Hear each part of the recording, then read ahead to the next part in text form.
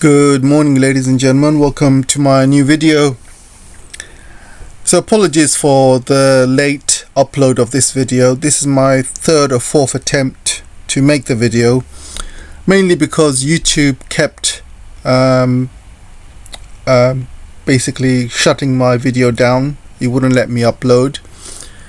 It would basically check my video, and this check would go on for more than 24 hours, so they wouldn't stop.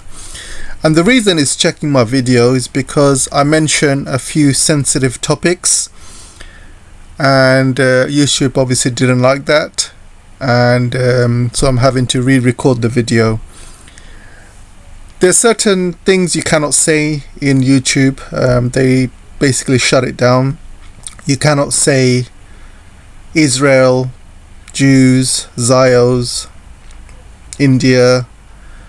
You know, there's quite a lot of words that YouTube doesn't like. I mean, I can say those words now because I'm not saying them in any negative way, so that's fine. But if you put them in a sort of negative way, then they will shut your video down, won't let you upload. So I'm having to redo the video. I'm going to use code words instead, and I'm going to try and be careful not to use certain words. I'll just say something like chosen people or something like that, as being sarcastic, of course. So yeah, so I'm hoping this time the video gets uploaded. Anyway, this is part 2 of my video. Part 1 I uploaded a few days ago. Make sure you like and subscribe to my channel, and comment if you can. Watching the video from start to end really helps the algorithm, really pushes the video out, so I really appreciate you guys pushing the video out. And if you haven't subscribed already, make sure you do so. And without wasting any more time, guys, let's start the show. So today I'm going to be talking about Putin's trip to China, what's been discussed, what's been agreed, signed. I will compare it with Trump's trip. I will also discuss an important deal that China, Russia and North Korea are very close to signing, and this could be happening over the next few weeks. A very, very important deal that will change.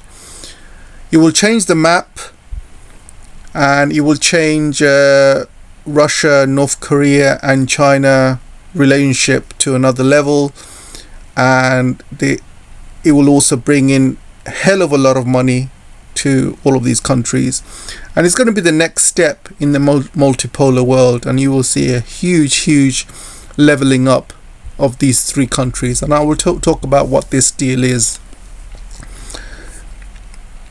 I'll play this in the background. So Trump obviously, as you know, arrived a few days ago. He finished his trip and he went back to America, and as you can see, Putin has arrived again a day before yesterday. And the contrast is very striking. Immediately you can see Wang Yi arriving at the airport. He greeted Putin. Wang Yi is a much more respected international statesman. He is more internationally regarded, and he's more widely known after President Xi Jinping. You can also see President Putin meeting President Xi in Beijing, and this red carpet was greeted for Putin. This did not happen for President Trump. President Trump actually met with President Xi inside the building when they met last week. But you can see the red carpet was brought out for Putin at the airport and also outside the venue as well. And you can see they're both smiling, they're talking, they have a great relationship. You know, President Xi and President Putin, they have an absolute amazing relationship. They speak to each other on the phone regularly. I will pause it here, guys. Hang on a second. So they speak on the phone regularly. They make regular trips to each other's countries. I mean, we are talking, President Putin and President Xi are probably the closest world leaders the world has ever known. And I would probably say that this is probably China and Russia's closest ever relationship in the history of China and Russia. You can say Soviet as well, but Soviet was mainly Russia. And this is the closest relationship between the two countries in the history of humanity. So things are going really, really well between China and Russia. As you can see, many deals were signed on the day. So I also wanted to talk about the difference between Trump's trip and the one Russia has made. So Trump's trip to China seems very, rushed. Very rushed. And the reason I say rushed is because, as part of any major diplomatic meeting in China or any other country, what you would do is send a team to go in first. You would send some ambassadors, you would send some diplomats way in advance, and these guys would agree on deals before the presidents arrive at the country. So what you see here is, Putin arriving and many deals were signed. Most likely these deals were negotiated way beforehand, guys. Sometimes weeks, sometimes months in advance. And all the president has to do is just turn up and sign the deal in front of the press, talk a little bit about it. But these deals are signed on the day, but they are well, agreed in advance. So this is what diplomats are for. They basically make deals happen before the leaders meet. So Trump actually came to China very unprepared. He was supposed to turn up in China months ago, and because of the war in Iran, he had to postpone it to May. And nobody knew if he was arriving in May or not. China didn't even confirm that Trump was coming, only confirmed it a few days before Trump arrived. So this tells you that the trip was not prepared. Nobody knew Trump was coming or not months in advance. Obviously he must have gave confirmation days in advance, which is not enough time for diplomats to sign any sorts of deals. So this is the difference between Trump's America and Putin's Russia. Putin's Russia is a lot more prepared, and Trump, unfortunately, is not prepared. Trump brought in all the heavyweights with him, all the business leaders, and some of the top people, business CEOs in the world, from some of the top companies in the world. But did they sign anything? No, absolutely nothing, guys. It was just a photo op end of the day. They signed absolutely nothing. You could say it's like a waste of time, waste of their time, because anybody who's anybody who's a very shrewd businessman or very well prepared, they would send delegations months in advance, and they will allow all of these CEOs and big companies to send their delegations as well. So you would have, for example, Elon Musk would have sent some of his diplomats to China to iron out deals, and Boeing would have done the same, and Facebook, Meta would have done something, and Jensen from Nvidia would have done something. But no, guys, this was all planned last minute. Even Jensen wasn't even named in Trump's official list to turn up in China. And Jensen actually joined Air Force One last minute, and they picked him up from Alaska, because I believe Jensen was traveling at the time. So he got a call from Trump, and then they decided to meet in Alaska, and then they picked him up from there, and then went to China. It's all a big. It's just very unorganized, guys. Very unprofessional. Very unorganized. It's almost like they went there for a photo op. You know, they had nothing to offer to China. So when Trump arrived in China, he really had no cards. There was nothing that China wanted from him. He took Nvidia. He was dangling the Nvidia chips. China didn't want it. China even banned the gaming Nvidia chip as well on last Friday, which was a big slap in the face for Nvidia.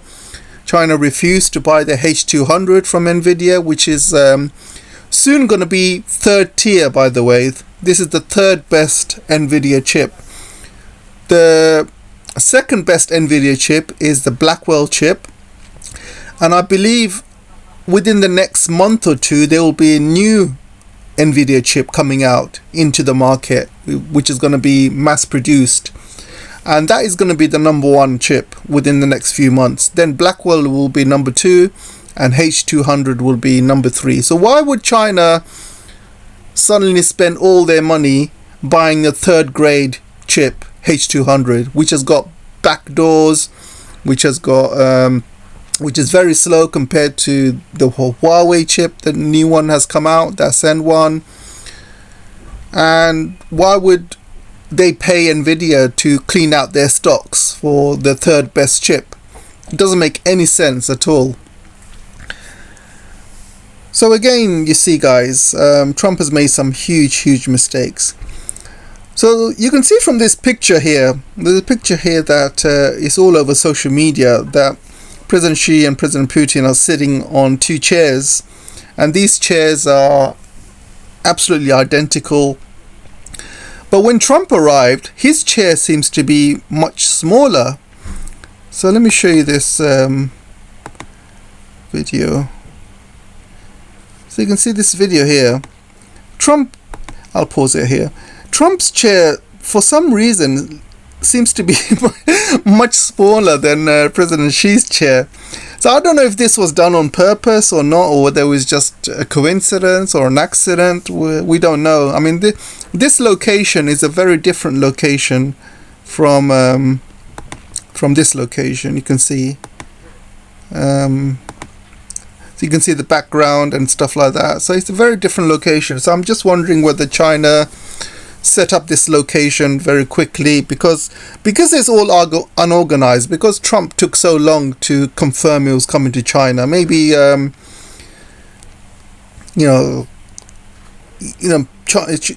didn't give China much time to prepare or something like that, or maybe it could have been done on purpose. I don't know, guys. Obviously I don't speak for the Chinese government or anything like that. I'm just giving you my views, basically. And my views are my own. So I don't know if this was done on purpose or not, but either way, they did not make this mistake with Putin. You can see the chairs are exactly identical, and this shows that there's a lot of respect going on between China and Russia. There's mutual respect, and I don't believe they have the same mutual respect between China and United States, and especially Trump. So there's other things I wanted to show you as well. You can see Putin meeting President Xi. You can see the handshake is friendly. There's no silly games. I don't know if you guys follow Trump's handshakes.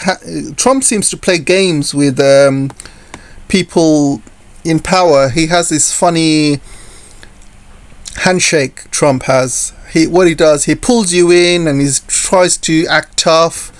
He tries to play around, has a little game with his handshake, trying to show that he's tough, he's strong and all of that. So he plays these games with world leaders, and he's so childish, so obvious. There's no games here. As you can see, it's a mutual handshake. Both leaders are equally standing in opposite directions. They are standing in equal lengths, and their hand is shaking in the middle. But when you see with Trump, you can see his hand is pulling and pushing, and it's just really immature, guys. I don't know if you guys have seen it. It really is very immature. And also I wanted to show you this. Yeah, so you can see there's some great gifts that were exchanged between the two leaders, and you can see this amazing painting. And also when the leaders sat with each other, they were drinking Chinese tea as well. And if you remember, when Trump arrived in China, he did not eat or drink anything from China. Very disrespectful, guys. Very disrespectful. You know, China offered him tea, China offered him many things. He didn't eat it or drink it. Everything that Trump had, even the great dinner that they had in China, it was all done by American chefs. They were serving the Americans, basically, because America still has, or should I say USA, they still have a very how we say it, the very, you know, they have no trust with the Chinese, and they threw away all the gifts that China gave them. All the gifts that China gave them, they threw away in the airport, and they made it very public as well. They didn't throw it in secret. They made it very, very obvious to China that they're throwing everything away. Trump didn't eat or drink anything China made, and he was very, very disrespectful. But you can see Putin here. There's a great element of trust. Putin's drinking Chinese tea. There's no hidden games or agenda, and that's the issue between the West and Russia. You know, if USA comes to China to play games, mess around, not drink Chinese tea, start insulting them by throwing away all their gifts, then don't expect any favors from China, guys. This is very similar to the West not turning up for the Beijing Winter Olympics. You know, every leader from the West didn't bother to turn up, and the leaders who did turn up, like, you know, President Putin and many other world leaders, they had some great deals that they signed from China. And the West had no particular deals whatsoever. But the West is happy to go to China and ask, you know, they go to China and ask for money with a begging bowl. You can see China's schedule is fully booked. Every single world leader wants to go to China and make a deal. So you can see, like, after Putin, the leader of Serbia is going to be going there, then the leader of Pakistan. You know, every single world leader is going to China to make deals, basically.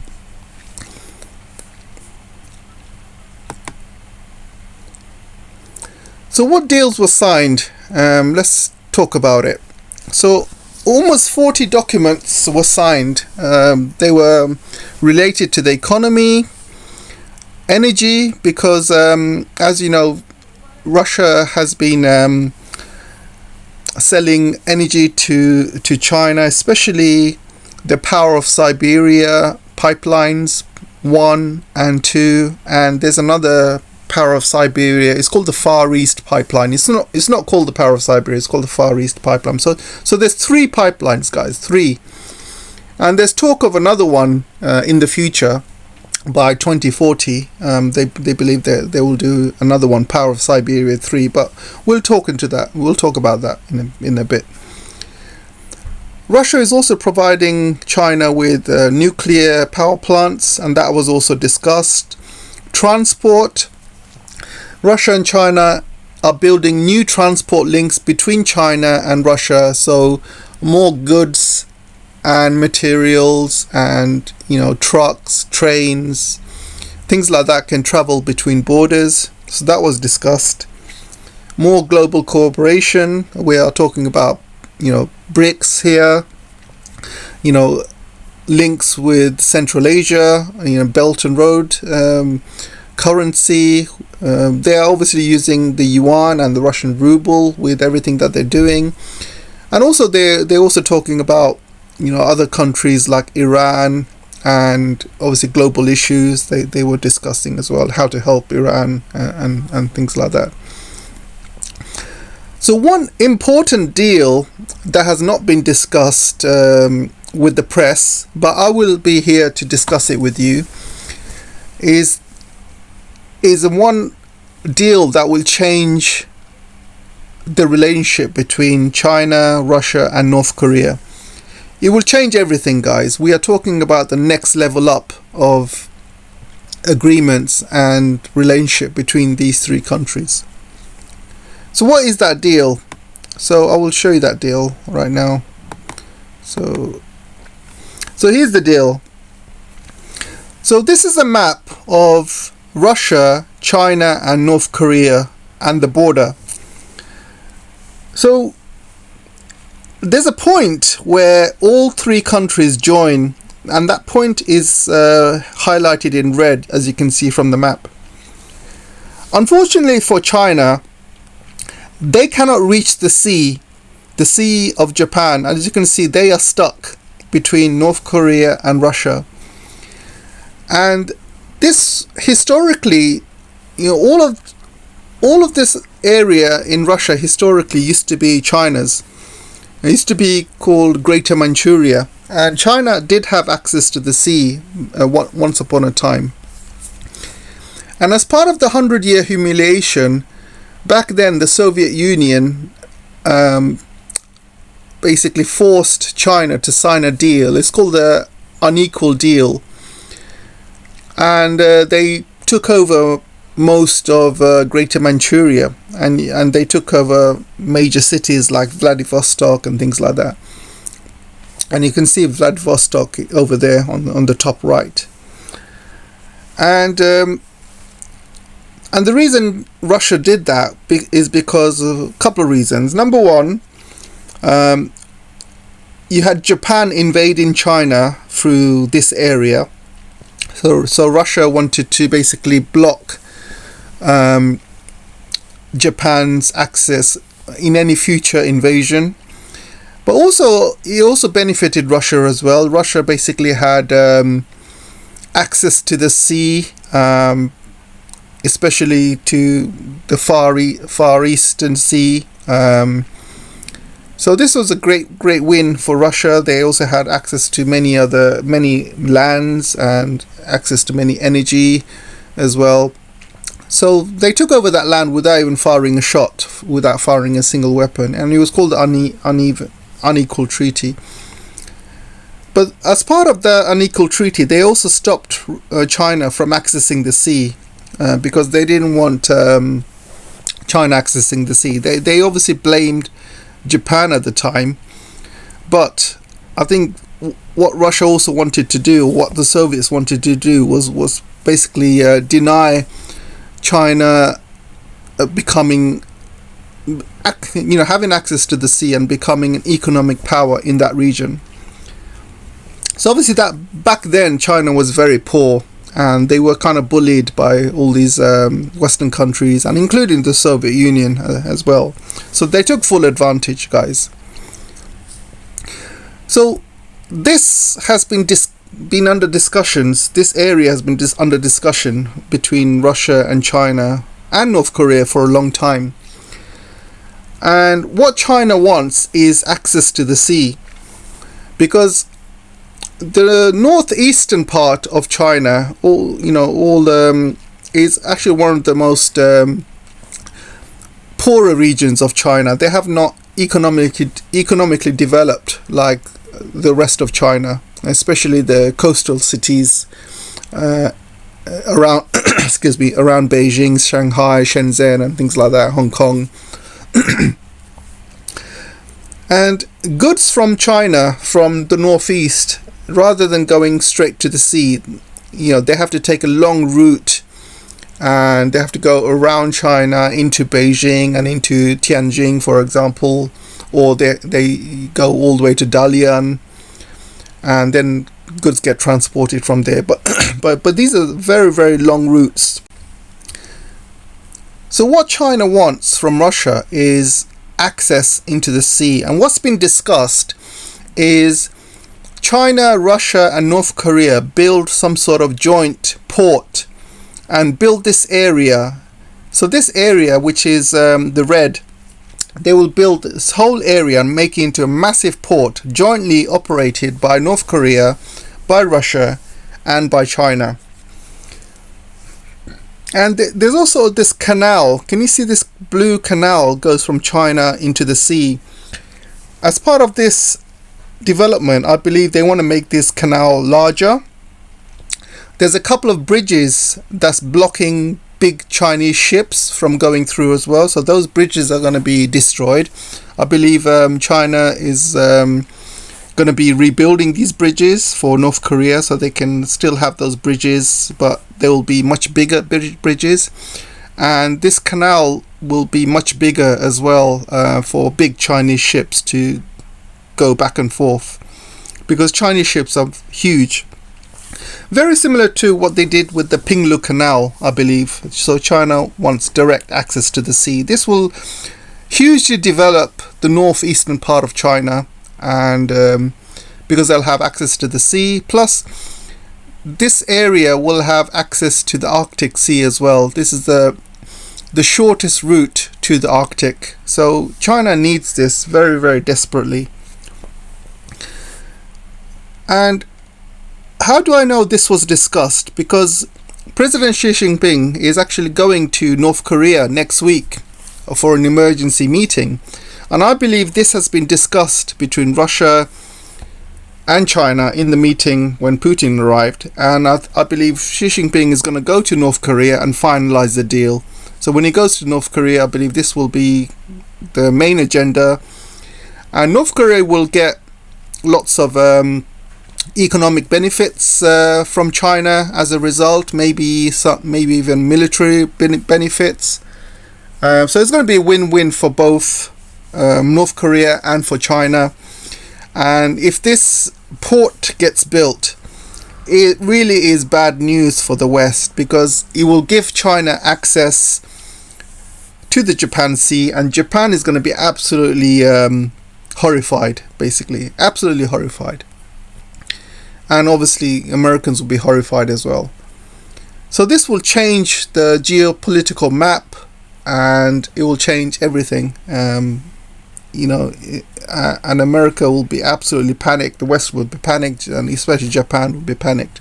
So this will be a huge, huge deal for all parties in the region. And this is the main reason, I believe, China and Putin, the main discussions that they've had. So other discussions that were had, let's see. So you can see that the three kind of power lines coming from Russia into China, and I will kind of discuss these power lines with you. Let's have a look. Yeah, so these are the main power lines, guys. So you can see there's three power lines. Power of Siberia 1 provides 38 BCM per year. Far East Pipeline, 12 BCM per year. Power of Siberia 2, up to 50 BCMs per year. So Power of Siberia 2 is still under discussions, I believe. They haven't started the construction yet, but I believe it's going to go through Mongolia. The Far East Pipeline is ready to open 2027. And Power of Siberia 1 is already working, and they are sending gas, and it's actually at full capacity. And they are looking to increase the capacity as well. And you can see here, so more deals have been signed, obviously, between China and Russia. Chinese fossil fuel purchases from Russia since Iran war has gone up by 367 billion. Additional Russian oil via Kazakhstan, 2.5 million metric tons. You have the global oil disruptions, Power of Siberia 2 annual delivery potential up to 50 BCM. So you kind of get the idea. All these deals have been signed, but also future deals as well that they are looking at. And everything's basically been discussed and agreed. They talked about Power of Siberia 2, when the construction's going to begin, the route, how they're going to do the funding. And they also discussed things about Iran and the Hormuz Strait and America, what America's going to be doing. They talked about Ukraine as well. And they also talked about other trade policies around the world, especially with the US. So lots of things were discussed, lots of important things. Also Europeans as well, how they come into it.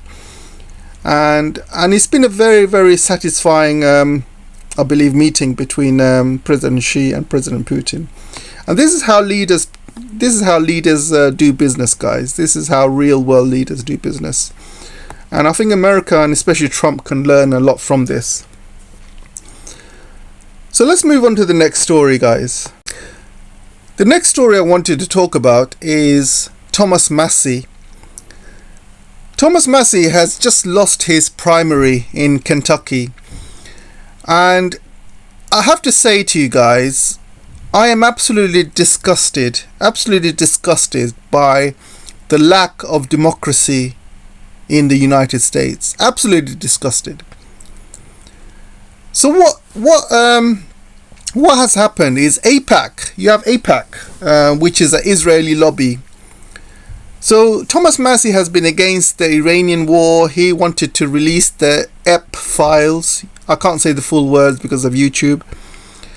And what AIPAC has done, they basically attacked him, and they paid up to 32 million on his opponent to win the election, as opposed to Thomas Massie winning the election. 32 million they paid. Some of it's come from AIPAC and others have come from donors. For example, Miriam Adelson, I believe she paid 9 million or something like that, or maybe more. And a few other donors also paid money as well to unseat Thomas Massie. So this is pure election fraud, manipulation, whatever you call it, guys. If Russia or China does anything like that, I mean, you can see, you remember the Russiagate, where Russia was accused of being involved in American elections, and look what happened. Russia got all these sanctions from America.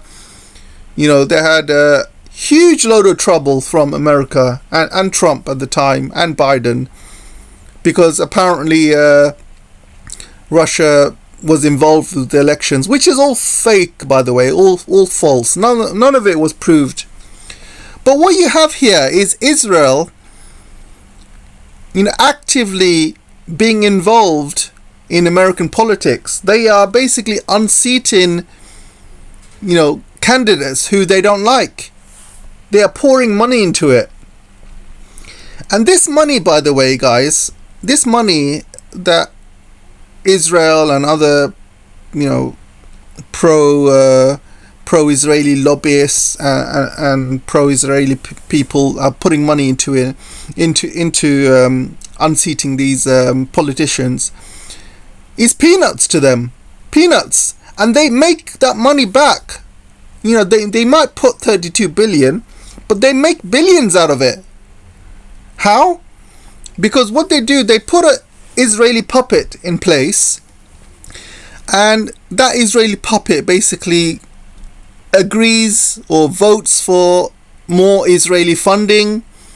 So more Israeli funds go to Israel, so billions go to Israel, and that money basically, you know, part of that money goes to AIPAC, part of that money goes back into the pot to buy more politicians, to buy more votes, and that's how they win. End of the day, Israel wins. You know, they put these puppets in place, and these puppets basically give more money to Israel, and then Israel recycles that money back, and that's how they win this corrupt system.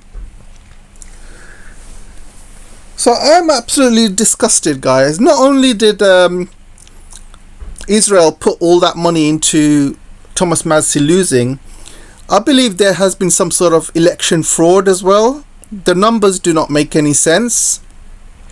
His opponent got over 317,000% votes out of nowhere, I believe. People say these were the boomers, but I don't believe that. I don't think the boomers are that stupid. Looking at it further, I believe some fraud was happening with the postal ballots. And postal ballots, you can easily make them fraudulent or fake. Easily, guys. These people, they run bots in social media to basically push a narrative in social media. They run bots. They have people working from India, working overtime to push narratives. They buy reviews. They buy like movie reviews, like Rotten Tomatoes. They buy these institutions. They put fake reviews in. So they basically push narratives in every single part of American society, every part, and that includes votes as well. And how do they fake postal votes? Because they can easily fake postal votes, guys, easily.